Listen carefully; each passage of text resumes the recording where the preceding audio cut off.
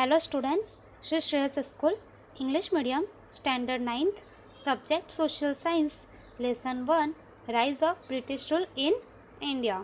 जिसमें स्टूडेंट्स हमने last videos में देखा था कि जो वेलेस्ली थे गवर्नर जनरल, उन्होंने जो है यहाँ पे सब्सिडियरी अलायंस सिस्टम जो है वह इंट्रोड्यूस किया। एंड उसके बाद में जो है उन्होंने यहाँ पे जो स्टेट इस सिस्टम को एक्सेप्ट करेंगे उनके लिए कौन से टर्म्स एंड कंडीशंस होंगे वह बताया। एंड उसके बाद में हमने देखा था कि कौन कौन से स्टेट ने इस सिस्टम को एक्सेप्ट किया था। अब हम उसमें यहाँ पे आगे कंटिन्यू करेंगे। Wellesley and subsidiary alliance system, तो यहाँ पे हमें बताया है कि Wellesley and subsidiary alliance system क्या है।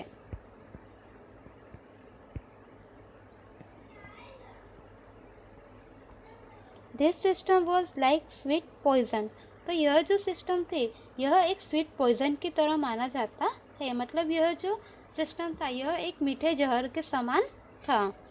Bye implementing this system Wellesley annexed many provinces and expanded the rule of the east India company.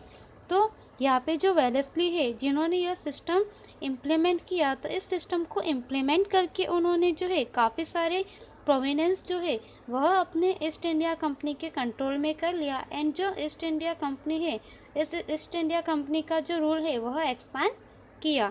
तो स्टूडेंट्स यहाँ पे हमने सेकेंड टर्म्स एंड कंडीशंस में देखा था कि जो स्टेट इस सिस्टम को एक्सेप्ट करेगी वह स्टेट उस कंपनी को या तो उतनी जो है अमाउंट देगी या तो फिर उनके अगेंस्ट में जो है इतने अमाउंट वाले जो भी प्रोविनेंस है वह प्रांत वगैरह जो है वह उस कंपनी को देगी। तो इस तरह से जो है ईस्ट इंडिया कंपनी ने अपना रूल जो है वह एक्सपांड किया।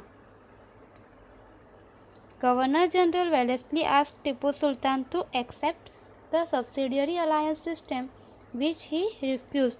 तो यहाँ पे जो गवर्नर जनरल वेलेस्ली है उन्होंने टीपू सुल्तान को सब्सिडियरी अलायंस सिस्टम जो है वह एक्सेप्ट करने को कहा, बट टीपू सुल्तान ने यहाँ पे मना कर दिया। उन्होंने स्वीकार करने से यहाँ पे मना किया कि वो यह सिस्टम जो है एक्सेप्ट नहीं करेंगे। For declining the alliance system the company with support from the Nizam attacked Mysore in 1799। तो यहाँ पे जो है कंपनी को यहाँ पे जो टीपू सुल्तान थे उन्होंने इस सिस्टम को एक्सेप्ट करने से मना किया, जिसकी वजह से जो कंपनी है उन्होंने निज़ाम के साथ मिलकर 1799 में जो है मैसूर पर अटैक किया। During this fourth Mysore war Tipu lost his life while fighting against the British. तो यहाँ पे जो है इस फोर्थ मैसूर वार जो हुआ, इस फोर्थ मैसूर वार में जो है लड़ते लड़ते ब्रिटिश के अगेंस्ट जो फाइट करते करते टीपू सुल्तान थे उनके यहाँ पे जो है डेथ हो गई। तो यहाँ पे हमें इतना यह बताया है।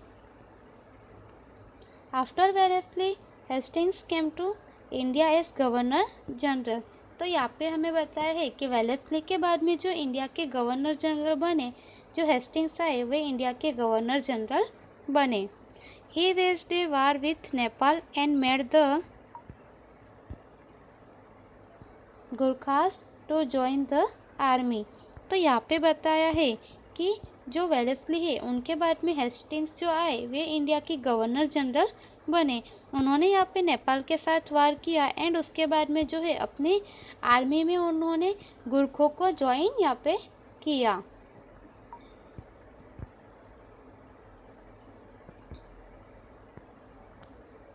Hastings fought a battle with the Pindaris and took control over them. तो यहाँ पे जो हेस्टिंग्स थे उन्होंने पिंडारों के साथ भी जो है वह वार किया, बैटल किया एंड उनको अपने कंट्रोल में कर लिया, उन्हें अपने कंट्रोल में लिया। With the third Marathas war the supremacy of the company was establish.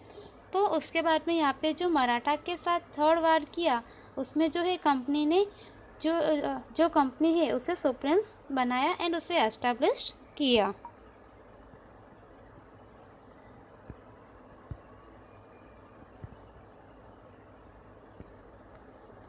In comparison of the earlier Governor General, William Bentinck is known as the Liberal Governor General। तो यहाँ पे हमें बताया है कि अभी तक हमने जिन भी गवर्नर जनरल के बारे में जाना उन सब के गवर्नर जनरल जो है उनके कंपैरिजन में यहाँ पे जो विलियम बेंटिक आए वे सबसे लिबरल गवर्नर जनरल के रूप में यहाँ पे जाने गए। Bentinck believe that the dissatisfaction in different states due to the imperialist policy adopted by the previous governor general could not bring about any unity। तो यहाँ पे जो ये गवर्नर आए विलियम बेंटिक, यह जो है बाकी गवर्नर्स के कंपैरिजन में काफ़ी लिबरल गवर्नर जनरल के रूप में जाने गए। एंड जो बेंटिक थे उनका इस बात पर बिलीव था कि मतलब जो पहले के जो भी गवर्नर्स थे, प्रीवियस गवर्नर, उन्होंने जो भी यहाँ पे पॉलिसी अडॉप्ट की थी जिसकी वजह से जो है स्टेट में डिससेटिस्फेक्शन हुआ है, तो कहीं यह डिससेटिस्फेक्शन एक यूनिटी ना बन जाए। So he was very liberal in his date. तो वह जो है वह अपना काम जो है वह एकदम ही लिबरली रूप से कर रहे थे। Dalhousie came to India as a governor general in 1848। तो उसके बाद में जो है डलहौजी जो है वह इंडिया के गवर्नर जनरल के रूप में 1848 में आया। He was a fierce imperialist and वह जो है वह भी एक साम्राज्यवादी उग्रवाद वाला था। Dalhousie adopted the policy of annexation for the expansion of the company and British imperialist in India। तो यहाँ पे जो डलहौजी है उन्होंने भी यहाँ पे अनेक्शन जो पॉलिसी है वह अडॉप्ट की, जिसकी वजह से जो है कंपनी जो है ब्रिटिश इम्पीरियलिस्ट इन इंडिया हो। तो इसलिए जो यहाँ पे डलहौजी है वह भी उग्र साम्राज्यवादी वाले व्यक्ति थे। एंड उन्होंने यहाँ पे जो है कंपनी की जो ब्रिटिश कंपनी है उसे आगे बढ़ाने के लिए जो जीत, जब्ती एंड हड़प जो है वह नीति उन्होंने यहाँ पे एक्सेप्ट की और उससे अडॉप्ट यहाँ पे किया। तो स्टूडेंट्स यहाँ पे हमने इतना देखा Wellesley and subsidiary alliance system में कि यह जो सिस्टम था यह एक स्वीट पॉइजन की तरह माना जाता था।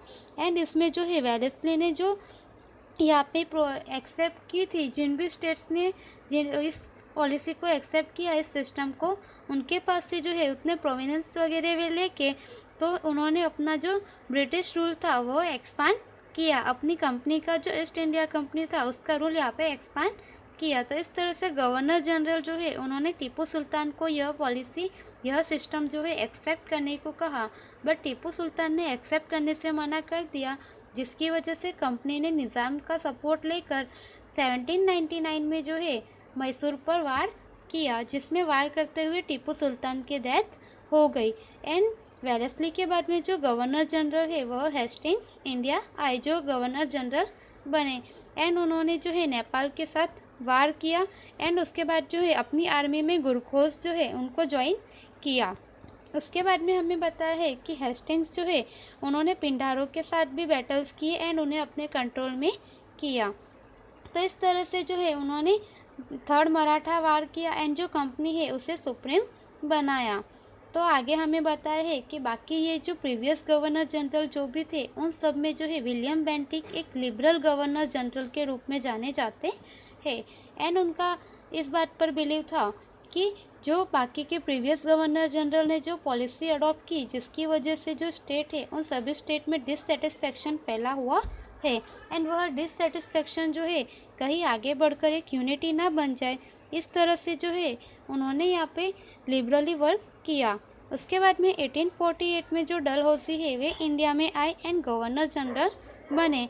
उसके बाद में जो है यहाँ पे जो डलहौजी थे वह भी उग्र साम्राज्यवादी वाले व्यक्ति थे, जिसकी वजह से उन्होंने यहाँ पे जो है जीत, जब्ती एंड हड़प जो है वह पॉलिसी अडॉप्ट की। तो स्टूडेंट्स आगे है डलहौजी पॉलिसी ऑफ अनेक्सेशन, जो हम नेक्स्ट वीडियोज़ में देखेंगे। Thank you so much.